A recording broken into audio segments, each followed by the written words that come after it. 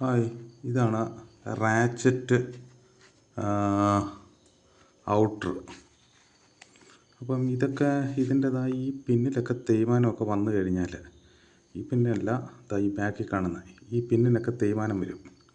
അപ്പം ഈ പിന്നൊക്കെ തേഞ്ഞു കഴിഞ്ഞാൽ ഗിയർ വീഴാനും ഒക്കെ ഇച്ചിരി പാടായിരിക്കും. പിന്നെന്ന് വെച്ച് കഴിഞ്ഞാൽ ഈ റിവൈറ്റ് വളരെ ലൂസാകും.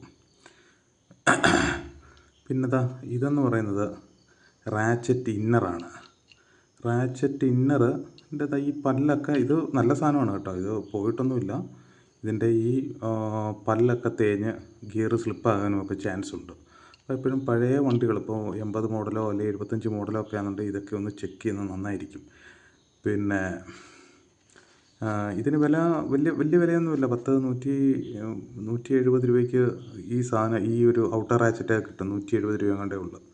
പിന്നെ ഉണ്ടെങ്കിൽ ഇതൊക്കെ മാറ്റിയിട്ട് കൊടുത്തു കഴിഞ്ഞാൽ അത്യാവശ്യം നമുക്ക് നല്ല സ്മൂത്തായിട്ട് നന്നായിട്ട് തന്നെ ഗിയർ ഷിഫ്റ്റിംഗ് ഒക്കെ നടക്കും.